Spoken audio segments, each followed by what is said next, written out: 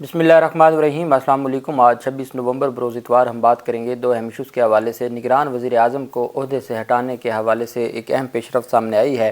اور میں سمجھتا ہوں کہ سپریم کورٹ آف پاکستان کا جو فیصلہ حال ہی میں سامنے آیا ہے وہ فیصلہ نگران وزیر اعظم کا عہدہ لے جائے گا اور بڑے پیمانے پر کارروائی ہوگی، چونکہ اس میں خود آپشن دے دی گئی تھی اس فیصلے میں کہ آپ کوئی بھی شہری جا کے درخواست دے گا تو اس پر کارروائی ہوگی۔ دوسری جانب پاکستان تحریک انصاف کے جانب سے ایک تگڑا جو الیکشن کمیشن آف پاکستان سے مطالبہ کیا گیا ہے اس کے اوپر بھی ہم بات کریں گے۔ اور کل دیر بالا میں پاکستان تحریک انصاف جو ایک چھوٹا سا کنونشن کرنے جا رہی تھی وہ عظیم و شان جلسہ بن گیا، اور وہاں پر پھر پولیس نے جو روکنے کی کوشش کی اور کارکنان نے گاڑیاں پیچھے کھڑی کر کے پیدل جو ہے وہ چھوٹی چھوٹی جگہوں سے گزر کے وہ اس مقام تک پہنچے، اور اتنی بڑا جلسہ ہو گیا کہ جس میں خاور مانیکا کا استغاثہ بھی اور جو ہاجرہ کی کتاب اور یہ ساری چیزیں اس پہ پانی پھر گیا، جب کل دیر بالا میں لوگوں کی اب چونکہ ضد بنتا جا رہا ہے عمران خان اور اتنی بڑی تعداد میں لوگ اکٹھے ہوئے، وہاں جلسہ بھی ہوا اور پرچہ بھی ہو گیا ہے، مقدمہ بھی درج ہو گیا ہے، اس کے اوپر بھی ہم بات کریں گے۔ سب سے پہلے میں آپ کو بتاتا چلوں کہ پاکستان تحریک انصاف کے ترجمان نے الیکشن کمیشن آف پاکستان سے مطالبہ کیا ہے، لیول پلینگ فیلڈ کے لیے عملی اقدامات کا مطالبہ کیا گیا ہے۔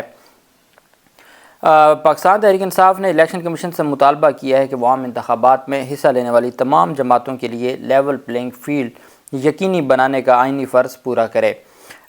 ترجمان پی ٹی آئی نے کہا کہ چیف الیکشن کمشنر کی جانب سے وفاقی اور صوبائی نگران حکومتوں کو سیاسی جماعتوں کو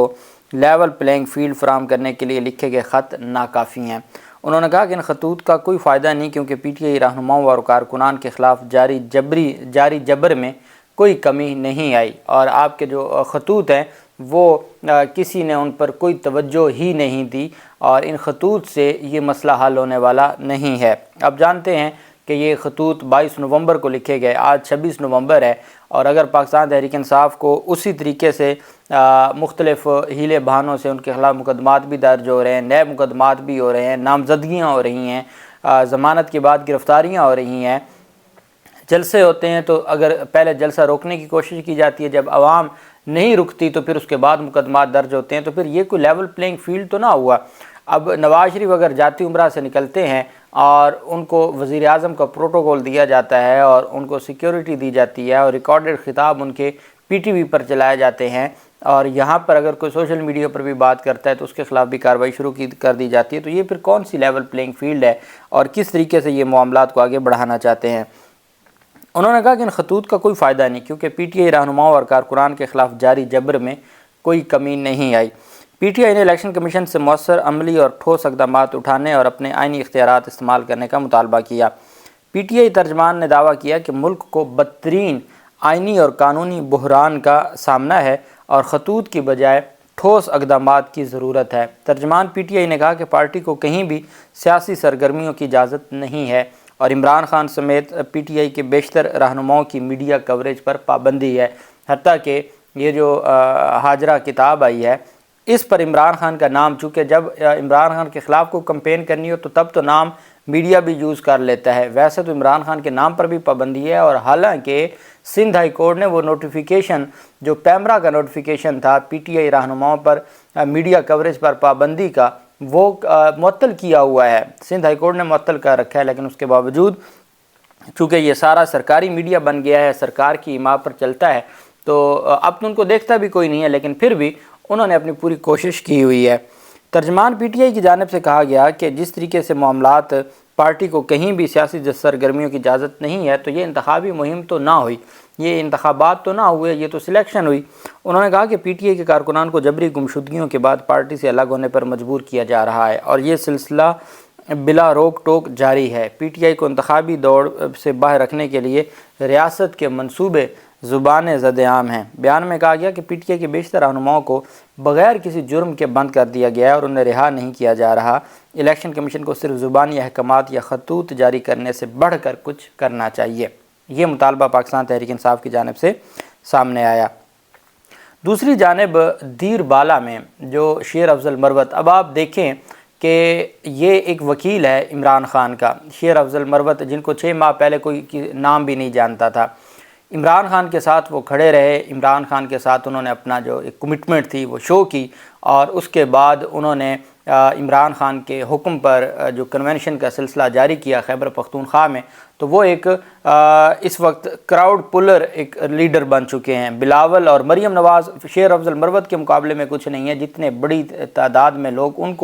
ان کے جلسے میں آ رہے ہیں، اور ان کو پتہ ہے کہ یہ پاکستان تحریک انصاف کے چیئرمین عمران خان کا ڈائریکٹ میسج لے کے آیا ہے۔ تو آپ اندازہ لگائیں کہ اگر عمران خان کے وکیل کے لیے لوگوں کا ریئیکشن یہ ہے، رسپانس یہ ہے، تو آپ ڈریں اس وقت سے جس وقت عمران خان باہر آئیں گے اور وہ خود کسی جلسے میں جائیں گے، تو پھر آپ اندازہ لگا لیں کہ عوام کس طرف ہوگی اور پھر کیسے روک پاؤ گے۔ تو یہ ایک دن بدن عمران خان کے ساتھ جتنی بھی یہ کاروائیاں ہیں، اب دیکھیں نا، کوئی بچہ ہوگا جس کو سمجھ نہ آئے کہ ایک دن پہلے استغاثہ انہی گواہوں کی جو موجودگی میں ایک استغاثہ، اور اس استغاثہ میں ان کے مفتی سعید ہے یا اون چودھری ہے، ان کے بیانات، پھر وہ جج صاحب کو درخواست دی جاتی ہے کہ ہمارا 25 کو کیس لگ گئے، 23 کو درخواست دی جاتی ہے کہ آپ جلد سماعت کے لیے آج ہی فائل منگوا کے ہمیں کیس واپس لینے کی اجازت دی جائے۔ کیس جج صاحب خارج کر دیتے ہیں۔ 25 کو، جس دن وہ پہلا استغاثہ لگا ہوا تھا، اسی 25 کو خاور مانکا ایک نیا استغاثہ دائر کرتے ہیں، وہی جج ہے، وہی عدالت ہے اور وہی گواہان ہے۔ تو اب اگر کسی کو لگے کہ بھئی ہم تو بڑا کھیل کھیل رہے ہیں اور پتہ بھی نہیں چل رہا عوام کو، اور عوام بیوقوف بن رہی ہے اور لوگ عمران خان کو چھوڑتے جا رہے ہیں۔ کل کسی نے ٹویٹ کیا ہوا تھا کہ 27 نومبر سے آڈیو لیکس کا ایک نیا سلسلہ شروع ہو رہا ہے عمران خان کے خلاف۔ تو میں نے کہا بھی جو پہلے آڈیو لیکس ہوئی ہیں ان کا کیا بنا ہے، انہوں نے کیا بگاڑ لیا جو کوئی نئی آڈیو لیک آ جائے گی۔ اور اب تو لوگوں کو یہ عمران خان کو پاپولر کہہ رہے ہیں، اور یہ نون لیگ اور پی ڈی ایم کو یہ سوچنا ہوگا کہ یہ ان کے ساتھ ایک سازش ہو رہی ہے کہ عمران خان کے خلاف اس طرح کی کاروائیاں یا اس طرح کا جو ایکشن ہے وہ اس کو دن بدن، کہاں 60 سے شروع ہوا جب گرفتار ہوئے تو 60-62 تھی، اور اب 90 کراس کر گئی ہے، 90% لوگوں کی جو رائے ہے۔ وہیں پہ دیر بالا کے علاقے میں، یہ دیر بالا کا علاقہ صاحب آباد ہے، وہاں پہ ورکرز کنونشن کے دوران پولیس کے ساتھ جھڑپ میں پی ٹی آئی کے 2 کارکن شدید زخمی ہوئے۔ پارٹی نے ضلعی انتظامیہ کی جانب سے دفعہ 144 کے نفاذ کے باوجود ورکرز کنونشن منعقد کرنے کی کوشش کی، اور یہ پولیس کا الزام ہے۔ ورکرز کنونشن کا انعقاد روکنے کے لیے پولیس کی بھاری نفری تعینات کی گئی، جس سے پی ٹی آئی کے سینئر وائس پریزیڈنٹ شیر افضل مروت نے خطاب کرنا تھا۔ پولیس نے کارکنان کو پنڈال تک پہنچنے سے روکنے کی کوشش کی تو صورتحال کشیدہ ہو گئی۔ اب یہ دفعہ 144 پہلے تو تھا پشاور کیا تک، اب جہاں جلسہ اناؤنس کیا جاتا ہے وہاں دفعہ 144 لگا دی جاتی ہے۔ جھڑپ اس وقت شروع ہوئی جب پولیس نے انہیں منتشر کرنے کی کوشش کی تو پی ٹی آئی کارکنان کی جانب سے آگے سے رد عمل آیا۔ اس دوران پاکستان تحریک انصاف کے 2 کارکنان شدید زخمی ہو گئے اور جنہیں ڈی ایچ کیو اپر دیر اسپتال منتقل کیا گیا، اور پی ٹی آئی کارکنان پولیس کا گھیرا توڑ کر پنڈال پہنچ گئے۔ اور ہجوم سے خطاب کرتے ہوئے شیر افضل مروت نے کہا کہ پارٹی کارکنان کو کہ عمران خان کے ساتھ کھڑے ہونے پر مبارکباد دی۔ انہوں نے کہا کہ سیاسی جماعتوں کو ورکرز کنونشن منعقد کرنے کی اجازت ہے، لیکن پی ٹی آئی کو یہ نہیں ہے۔ یہ دوہرا معیار ظاہر کرتا ہے۔ 8 فروری کو عام انتخابات کا دن یوم احتساب اور یوم حساب ہوگا۔ شیر افضل نے کہا کہ پی ٹی آئی کے کارکن پاک آرمی سے محبت کرتے ہیں کیونکہ یہ ہماری فوج ہے، لیکن ہماری پارٹی کو دیوار سے لگایا جا رہا ہے۔ اس موقع پر سابق رکن قومی اسمبلی گل ظفر صبغت اللہ اور دیگر پارٹی رہنماؤں نے بھی خطاب کیا، اور بہت بڑی تعداد تھی۔ اور پی ٹی آئی کے سابق قانون ساز ملک شفیع اللہ نے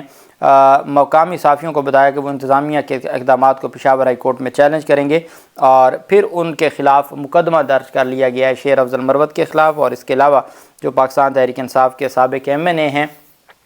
ان کے خلاف، جو فضل حکیم، اور پاکستان تحریک انصاف کے کارکنان کے خلاف کار سرکار میں مداخلت، پولیس سے جھڑپوں اور دفعہ 144 کے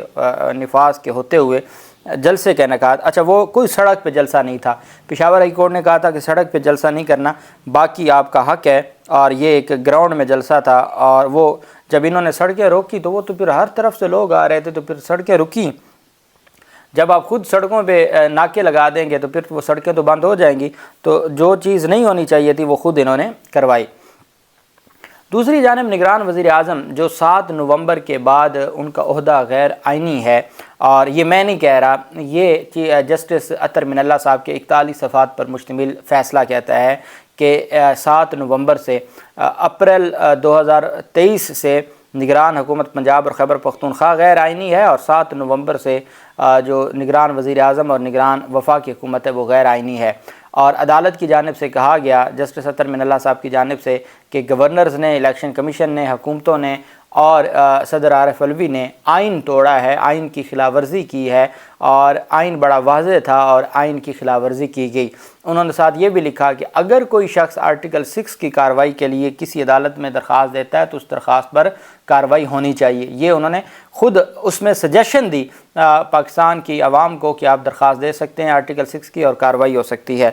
اس بنیاد پر پہلی جو درخواست ہے وہ نگران وزیر اعظم انوار الحق کاکڑ کو عہدے سے ہٹانے کی لاہور ہائی کورٹ میں دائر کی گئی ہے۔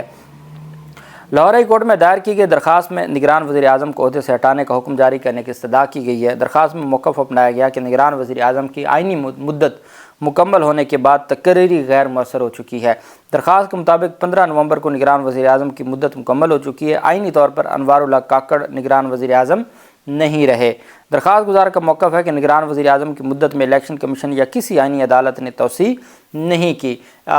درخواست گزار نے جسٹس اطہر من اللہ صاحب کے فیصلے کی کاپی بھی ساتھ اٹیچ کی ہے کہ انتخابات 90 دن کے اندر ہونا، اور جو کیئر ٹیکر حکومتیں ہیں وہ صرف 90 دن کے لیے ہوتی ہیں۔ 90 دن کے بعد ایک ایک دن آئین کی خلاف ورزی ہوتا ہے۔ جب سپریم کورٹ کا جج کہہ رہا ہے کہ 90 دن کے بعد ایک دن بھی نگران حکومت کا قائم رہنا وہ آئین کی خلاف ورزی ہے، تو پھر یہ ضروری ہے اور ذمہ داری ہے آرٹیکل 187 189 کے تحت جو ہماری ہائی کورٹس ہیں کہ وہ اس پر عمل درآمد کروائیں اس فیصلے پر، اور ہر صورت نگران وزیر اعظم کو عہدے سے ہٹایا جائے۔ اب چونکہ جسٹس اطہر من اللہ صاحب کا جو فیصلہ ہے، اس سے پہلے عمر عطا بندیال صاحب کا جو فیصلہ تھا 14 مئی انتخابات نہ کروانے کے حوالے سے، وہ بھی ڈیٹیل فیصلہ ساتھ لگایا گیا ہے۔ انہوں نے بھی چونکہ 90 دن کے اندر انتخابات اور غیر آئینی اقدامات کی بات کی تھی، یہاں بھی وہی بات کی گئی ہے اور کہا گیا ہے کہ نگران وزیر اعظم کو عہدے سے ہٹایا جائے۔ اب دیکھنا یہ ہے کہ وہ سپریم کورٹ جو کہہ رہی ہے مشرف کیس میں کہ ہائی کورٹ سپریم کورٹ کے فیصلے کے برعکس کیسے جا سکتی ہے، تو اب دیکھنا یہ ہے کہ ہائی کورٹس سپریم کورٹ کے جج اطہر من اللہ کے فیصلے کے برعکس کیسے جا سکتی ہے اور کیسے ان کو عہدوں پر برقرار رکھا جا سکتا ہے۔ اللہ پاک پاکستان کا حامی و ناصر ہو۔ بہت شکریہ۔ اللہ حافظ۔ پاکستان زندہ باد۔